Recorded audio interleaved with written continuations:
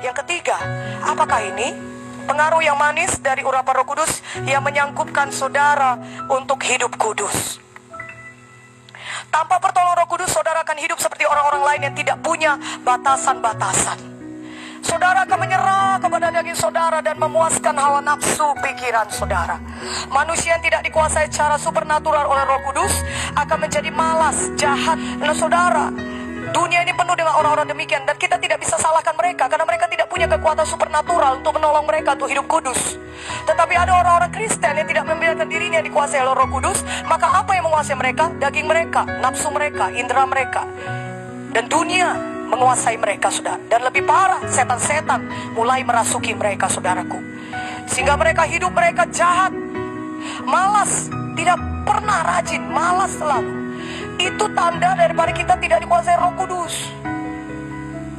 Itu berarti kita dikuasai nafsu, dikuasai indera kita. Kalau kita sudah mulai malas berdoa, malas baca firman, malas menginjil, itu tandanya tidak dikuasai Roh Kudus. Kita harus membiarkan diri kita dikuasai oleh Roh Kudus. Dulu pun kita hidup mengikuti jalan dunia ini dan menuruti kehendak daging dan pikiran kita yang jahat, sama seperti orang-orang lain. Efesus 2:2-3. Nah saudara, ketika kita tidak dibawa pengaruh yang manis dari Roh Kudus, kita akan menjadi objek pengaruh dari setan yang akan membuat saudara melakukan semua dosa kehendak daging.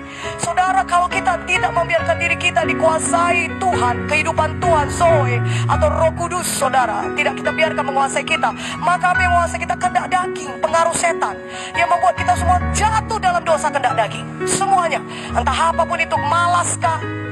Tetapi kalau pengaruh Roh Kudus ada dan kita biarkan mempengaruhi kita, akan membuat kita menjadi kudus, menjadi spesial, dan menjadi berbeda. Berbeda dari orang dunia ini. Tetapi kalau anak-anak Tuhan tidak membiarkan diri mereka dikuasai Roh Kudus, maka mereka juga bisa jatuh ke dalam dosa kedagingan yang sama. Tidak ada di tengah-tengah. Mari biarkan diri kita dikuasai dipengaruhi oleh Roh Kudus. Ya saudaraku, seberapa lama pun saudara menjadi orang Kristen, saudara tetap tidak bisa hidup kudus tanpa pengaruh Roh Kudus. Seberapa lama pun saudara sudah jadi hamba Tuhan, gembala sidang, mengembalakan sidang, memerintahkan firman Tuhan, dan sudah sekian tahun melayani, tetap saudara tidak akan mampu hidup kudus tanpa pengaruh Roh Kudus. Itu bukan karena kehebatan kita, tapi karena pengaruh kudus. Apa yang terjadi kalau misalnya Roh Kudus meninggalkan saudara untuk 1 hari? Saudara akan terkejut mendapati diri saudara orang biasa saja. Karena sebenarnya yang menyanggupkan kita untuk bisa hidup kudus adalah karena kuasa Roh Kudus. Haleluya. Karena itu jangan bersandar kepada diri sendiri. Biarkan diri kita dikuasai oleh Roh Kudus setiap hari, sehingga kita bisa hidup kudus. Karena itu berhati-hati, jangan pernah biarkan diri saudara tidak dipengaruhi oleh Roh Kudus 1 hari pun. Haleluya. Pertama, Roh Kudus memampukan saudara untuk menolak kehendak daging saudara. Dia mampukan saudara. Itulah dia pengaruh Roh Kudus.